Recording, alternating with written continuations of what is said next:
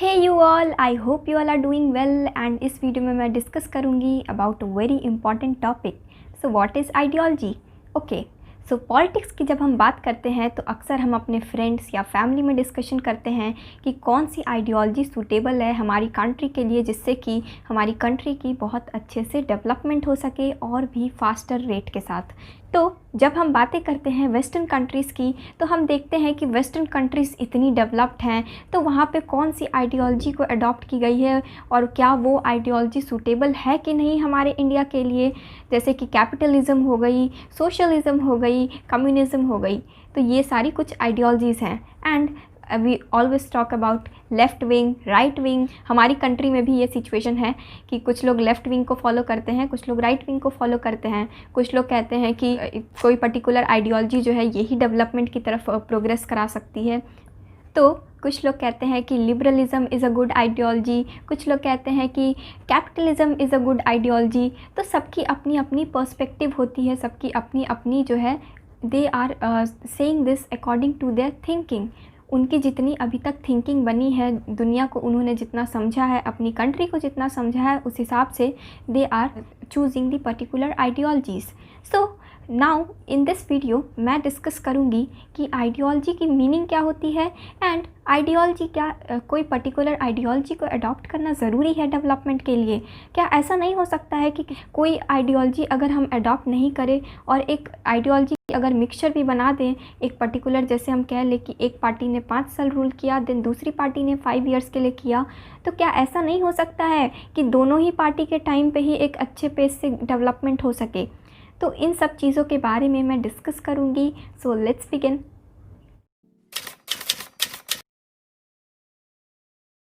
So ideology is set of those ideas which are accepted to be true by a group of people without further examination.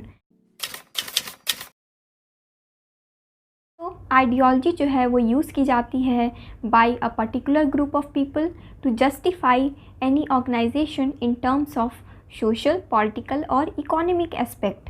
तो basically एक justification के लिए इसको use की जाती है। जैसे कि हर एक पॉलिटिकल पार्टी की अपनी आइडियोलॉजी होती है, तो उस आइडियोलॉजी को यूज़ करते हैं जस्टिफाई करने के लिए कि हमारी पार्टी जो है इस आइडियोलॉजी को फॉलो करती है, तो इसके पीछे ये रीज़न्स हैं एंड इस रीज़न्स की वजह से जो है हमारी पार्टी इतनी अच्छी है, तो आप इसलिए हमें सपोर्ट करें।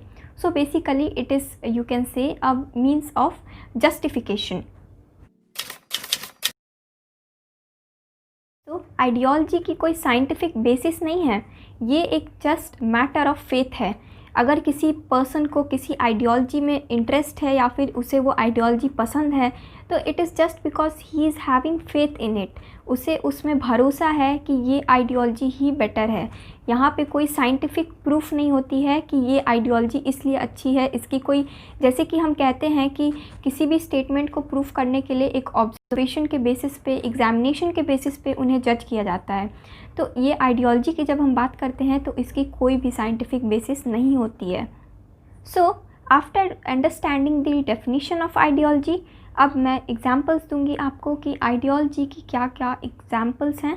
सो first one is liberalism, then comes communism, marxism, socialism, anarchism, fascism, totalitarianism, then comes nationalism and internationalism. तो बहुत सारी ऐसी आइडियोलॉजीज़ हैं।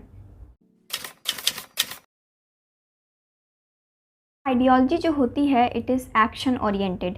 इसका मतलब ये है कि जैसे अगर कोई इंसान कोई आइडियोलॉजी को फॉलो कर रहा है, तो वो उस आइडियोलॉजी को प्रूफ करने के लिए उसके लिए अपनी जान लगा देता है। अगर मैं एग्जांपल दूं आपको नेशनलिज़म की, तो नेशनलिज़म जो है उसके लिए लोग अपनी जान दे देते हैं कि कैसे हमारी कंट्री को फ्रीडम मिले। So it is one way of expressing your feelings, kind of, you can say, your actions, जिससे कि प्रूफ होते हैं कि हाँ, मैं उस आइडियोलॉजी को सपोर्ट करता हूँ। पॉलिटिक्स में अक्सर बहुत सारी आइडियोलॉजीज़ फॉलो की जाती हैं by different political parties and conflicting ideologies हो जाती है। जैसे कि अगर हमारे कंट्री में कांग्रेस की बात करें या बीजेपी की बात करें, तो सबकी अपनी अपनी डिफरेंट आइडियोलॉजी है। सो दिस इज़ ऑल अबाउट कि कैसे पॉलिटिक्स में जो है आइडियोलॉजी एक बहुत ही मेजर रोल प्ले करती है। जैसे कि एनवायरमेंटलिज्म की बात करें हम, तो एनवायरमेंटलिज्म एक आइडियोलॉजी है जिसके तहत ट्राई किया जाता है कि कैसे लोगों को जो है पॉल्यूशन, एनवायरमेंटल पॉल्यूशन से बचाया जाए, किस तरीके से जो है हम अपनी अर्थ को एकदम और नेचुरली प्योर बनाएं ताकि यहाँ पे जो पॉल्यूशन है वो कम हो।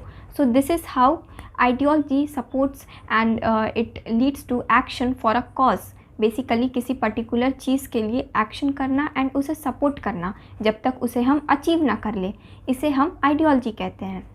ऑल्सो आइडियोलॉजी जो है, अगर किसी पर्टिकुलर आइडियोलॉजी की ग्रोथ होती है तो इस वजह से होती है क्योंकि या तो वो किसी एग्जिस्टिंग आइडियोलॉजी को है उसे प्रूफ करना चाहता है कि वो एक गलत आइडियोलॉजी है, या फिर कोई पर्टिकुलर आइडियोलॉजी जो है उसको सपोर्ट करके उसकी जो इम्पोर्टेंस है और उसकी जो डोमिनेंस है उसको दिखाना चाहता है।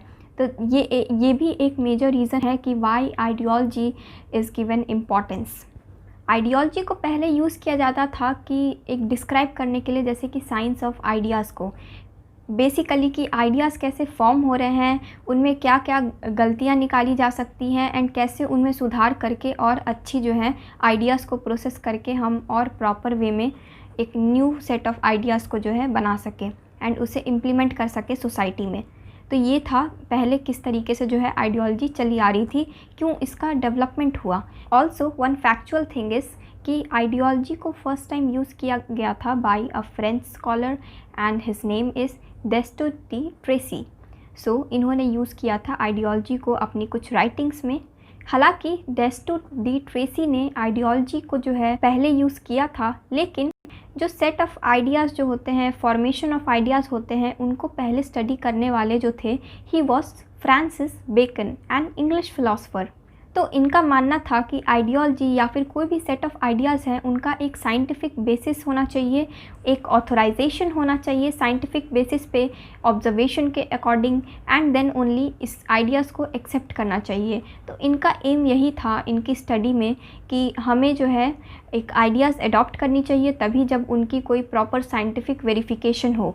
हालांकि इन दोनों जो फिलोसफर्स हैं, Destutt de Tracy and Francis Bacon, इन दोनों का मानना है कि आइडियोलॉजी जो है साइंटिफिक बेसिस पे होनी चाहिए। बट आज के डेट में आइडियोलॉजी की जब हम बात करते हैं तो ये एक पर्टिकुलर ग्रुप ऑफ पीपल के साथ एक जो फीलिंग्स और सेंटिमेंट्स होती हैं, एक कोई पर्टिकुलर जो सेट ऑफ आइडियाज़ होती हैं उनको वो अडॉप्ट करते हैं without any scientific verification, and इस पे वो ब्लाइंडली फॉलो करते हैं, ट्रस्ट करते हैं एंड इसको स्प्रेड करते हैं एंड दे प्रीच एवरीवन कि आइए इस आइडियोलॉजी को फॉलो कीजिए। तो यहाँ पे कोई साइंटिफिक बेसिस नहीं है, it is just a matter of faith. तो अगर हम दो स्टेटमेंट्स को लें, God created man in his own image and man created God in his own image, इन दोनों में क्या डिफरेंस है? तो गॉड ने बनाया है मैन को, इसकी कोई साइंटिफिक जो है वेरिफिकेशन नहीं है, साइंटिफिक फैक्ट्स इसके लिए अवेलेबल नहीं है। तो it is a matter of faith कि भगवान ने इंसान को बनाया है। लेकिन अगर हम बात करें कि man created God in his own image, तो यहाँ पे इंसान ने भगवान को जन्म दिया है। इंसान जो है भगवान में मानता है, विश्वास रखता है, इस वजह से जो है गॉड एग्जिस्ट करते हैं। तो यहाँ पे एक सबकी अपनी अपनी पर्सनल एक्सपीरियंस होती है, उस बेसिस पे जो है इस चीज़ को जस्टिफाई किया जाता है। तो ये जो है it is based on empirical thing. Empirical means scientific basis पे इसकी कोई जो है वेरिफिकेशन है या फिर कोई प्रूफ है या कोई इंसान के पास एविडेंस है कि हाँ भगवान है, क्यों है, सब एक क्वेश्चन मार्क्स जितनी आती हैं तो उसके पास उसके आंसर्स हैं।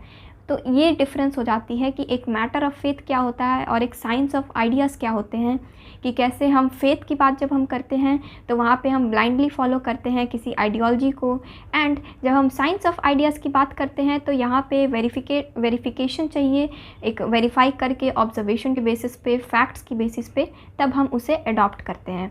सो this is the basic difference.